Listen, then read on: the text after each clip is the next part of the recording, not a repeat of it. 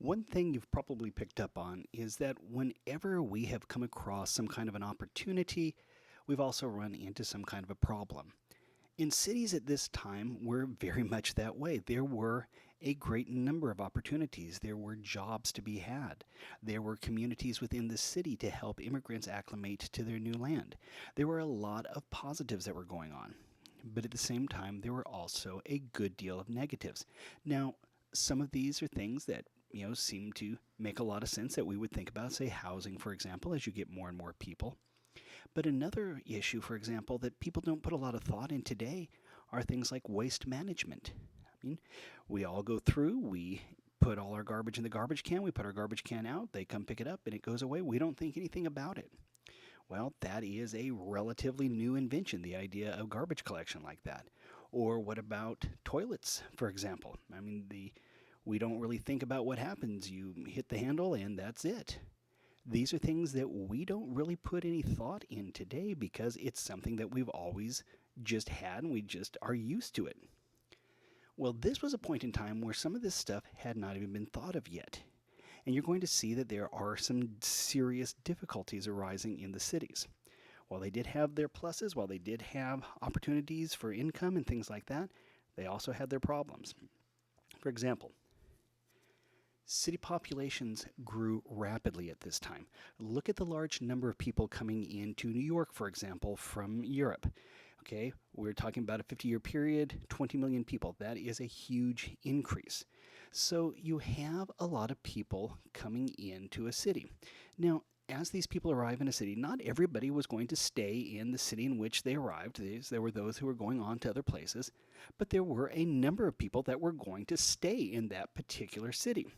And so as the population grew, you're starting to see problems. Now, like I said, some of this is pretty straightforward. We'll talk about housing and sanitation and stuff like that. But you also have to take into account human nature. Not everybody is a nice person. And so you had the difficulty of crime, for example. And you had to deal with all of this one way or another. And a lot of it was stuff that the cities had not thought about. They had not tried to plan anything out. It was just happening, and they had to go with the moment and try to fix it as it was happening. One of the main problems they had was a shortage of housing. Now, this is actually in two different ways because you think about it. When you have an increase in the number of people in a city, you're going to have a scarcity of housing. Well, in this case, you're going to have a real serious scarcity. You're going to have families, 5, 6, 7, 8 people living in one room. You're going to have essentially strangers living as roommates sharing one room, same kind of thing. So you have to deal with the issue of housing. Now, if you live in a city and there is a limited amount of housing, yes, that can be fixed. You can go through and new housing can be built. But this is not an instant fix. You have to go through and actually take the time to get all the supplies, to get the equipment, all that stuff, and then you have to physically build whatever the building's going to be. So you can go through and you can add the amount of, to the amount of housing a city has, but it's not instant. Plus, two, you have to take into account, take places like New York. You've got Manhattan. Okay, it's an island. It only has a limited amount of square footage upon which you could build. And so how do you deal with that? You have to try and figure out how you're going to provide housing for all these people. Now, this is a point in time where there was really no government aspect of this that existed to help folks. Everything was just done totally private practice. And so as a result, you had some people doing very well trying to help folks, and you had others that were cutting every corner they could in what they were building. So it just really depended on your luck at that point in time. Now, I mentioned before that you had to worry about the actual amount of square footage available, okay? And what they needed to do, therefore, was they needed new types of housing to allow more people to live on a small amount of space. Think about it. Let's say you have a plot of land upon which you're going to build a house, okay? Well, that house or that building can hold X number of people. Well, what if you add a second story to that? Well, You just doubled the number of people who could live there. You had a third story. You tripled the number of people who could live there. You're working on ways that you can put more people in a smaller area. It's essentially a question of density. How many people can you have living in a limited amount of space? So they're going through and they're working on ways to put more people on, postage size amounts of land. Now, one of the ways they did this was through the design of something called a row house. And this is a picture right here of row houses. Now, you think about a typical house, a typical community somewhere. You have the house, and then there is X amount of feet to the property line, and then from that property line, it's X amount of feet to the next house. So there is space between them. A row house, as you can see, these are single family dwellings. Okay, so each one of those would house a family, and they shared sidewalls with other similar houses. Okay, they had a common wall between them. There's no space between the houses. They actually share one wall. Think about, for example, the science classrooms. Okay, those are all put together in one area, and each classroom tends to share a wall with another classroom. Okay, there isn't the separation like, say, with the P-wing where you can go through and there is a space between each classroom.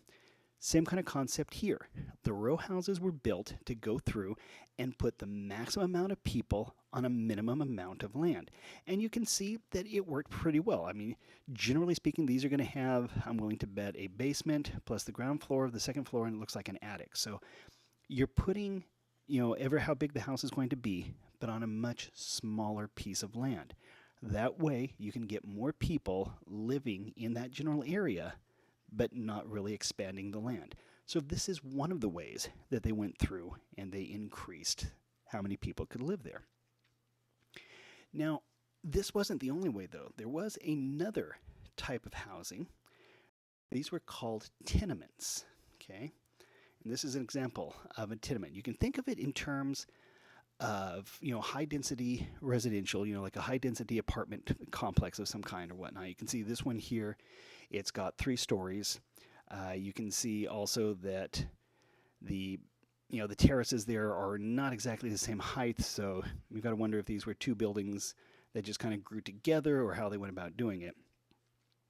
But a tenement in general, these were multifamily urban houses which tended to be very much overcrowded and usually quite unsanitary.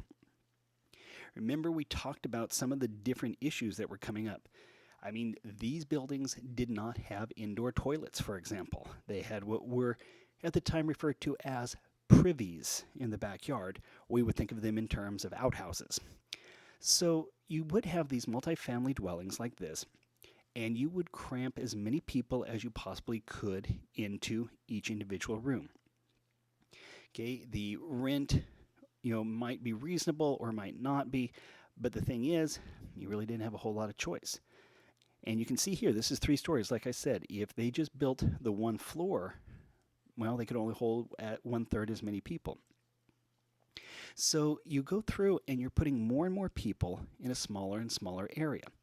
And as a result, you're starting to see, a little bit of grumpiness is the nicest way to put it. You're having people, bumping up against one another. And not everybody is overly happy with the way things are going at this point in time. So as a result, you're starting to see a little bit of friction within the cities. Okay. Now, another problem that the growing population caused: transportation. How do you get people from place to place? Now, we always have the traditional method of walking. You can always just, start going one direction and you can get there when you get there. The old joke is pretty much everything is within walking distance if you are patient enough. So in this case, though, you have a large population that needs to be moving around the city on a pretty regular basis. So what do the cities do? Cities created mass transit systems in order to move a large number of people. You can think in terms of like Boston and New York. They go through and they create the subway systems. You're starting to see horse-drawn carriages. When electricity comes about, you're going to see electric cars. Basically, streetcars that are going through and moving people all around the city. Because you may or may not be living close to where you work, for example. You may need to get to your job that's on the other side of town. And you could get there by walking, like I said, but that might be a situation where it could be literally hours to get there. So they had to come up with a way to move people around, and they did this through the concept of mass transit systems. A lot of cities still are doing this. You can think in terms right now. You look over at San Francisco, for example. They have both Muni, these are the buses within the city, and then they also have BART, the Bay Area. So you have the concept of mass transit has really come to the cities at this point, and they're starting to use the technology that's available to make it more user friendly for the people so that more people will be able to use it. Again, this is all being figured out because they have a large population that they now need to service in one way, shape, or form. Now, I mentioned, some of the stuff that we take for granted. One of the things that was a major problem for these cities at the time that we don't really think much about today, it is something that really we don't think twice about: clean drinking water. Now, cities at this point in time, it was a challenge to make sure that people had enough clean drinking water. Quite literally, this is still a point in time where people were getting a lot of their water out of the rivers, for example. Not necessarily boiling it first, and so you had a lot of waterborne illnesses and things like that. Some cities did go through and they built what are referred to as waterworks. Now, waterworks are essentially ways to bring clean drinking water not just to the city, but to individual homes, for example. And like I said, we take that for granted. We have a tendency, we walk to the kitchen, get a glass, turn on the tap, voila, we have fresh, clean drinking water. This was not the case right there. There were those cities that were working on, fixing that. But for the most part, people still had to go to public taps in the street, which was essentially you would take, say a bucket or a pot or something like that. You would go to wherever the tap was. It's like a spigot, like where you would hook up a hose. You would turn it on and you would get water, or it would be, like a hand pump well of some kind. So you did have some access to water, but it wasn't always clean. And as a result, you had to deal with issues that came about from unclean drinking water. A lot of illness happened at that time and more than one death. It was a point in time where we were trying to deal with the issue, trying to deal with the problem, even though nobody had really had to deal with this yet. And so it became a massive challenge. But, it's not just water. Oh, no, no, no. It's not just drinking water. Let's get to something. We're going to talk now about sanitation. Oh, now, many of you have had that joyous task. I know I have in the past, where you have to take the garbage out. You have to go to where, wherever you keep the barrels that gets ready for the garbage to be picked up. And you go out there, and let's say it is late August, and it's 110 degrees here in the Central Valley, and you get that absolute joy that is the smell when you open the garbage can. Oh, it's such a pungent aroma. But that's just here in the valley where it's dry, heat. Oh, that's a plus. You go back east, they have humidity. So I want you to imagine now that you've got the garbage can in the high heat with the moisture, and it's all rotting collectively. But the good news is, at least it's in a garbage can of some kind, right? You don't have to worry about the fact that it's just laying out in the streets, unless you were living back then. Because quite literally, we didn't have garbage collection at that point in time. In fact, what a lot of people ended up doing was quite literally just throwing the garbage out of windows. They just, would toss it out. It would land in the streets, and there it would stay. Sometimes people could be hired to collect it and get rid of it, but more often than not, it just kind of rotted where it was. And so we didn't have the garbage collection like what we think about today. Like I said, it would just oftentimes stay there, putrefying and rotting and what have you.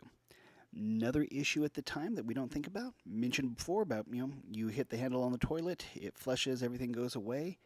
Oh no, sometimes you had sewage flowing in the streets. You had literally chamber pots that people would use during the night, and then in the morning they would dump them out the window. That is why so many cities over the sidewalks have awnings of some kind, because they didn't want the people walking down the street to get a shower with various things, is the nicest way I can put that. So we had both garbage in the street and we had human waste in the street. And all of this is rotting there in the heat and the humidity, giving off a lovely aromatic fragrance. And that was just one of the problems they had to face. Now, the good news was that by about 1900, a number of cities had gone through and created both sanitation departments and sewers, which is always a good thing. And so a number of cities had been going through and they had really been working on trying to deal with the issue of sewage and garbage and water and all these different things. And they are making improvements. Now, the unfortunate part is, again, just like with the housing issue, this is going to take time. It is not something that is just going to happen overnight. And that, while you did have a number of cities had gone through and changed a whole lot, and they were getting better and better and better with these particular issues, there were still human nature issues they had to deal with. Things like crime, for example. Crime and fire were ongoing problems. Some cities did have professional police forces. Others, did not. And the best one could hope for was, you counted on luck to get you through everything. You had crime just happening left and right in different cities. And oftentimes, there was no one who could do anything about it. Not to mention the problem of fire. Now, crime is a human nature thing. Fire, yeah, it's a lot harder to deal with that.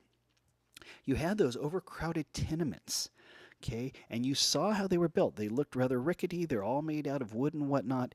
You have a large population living in essentially a tinderbox.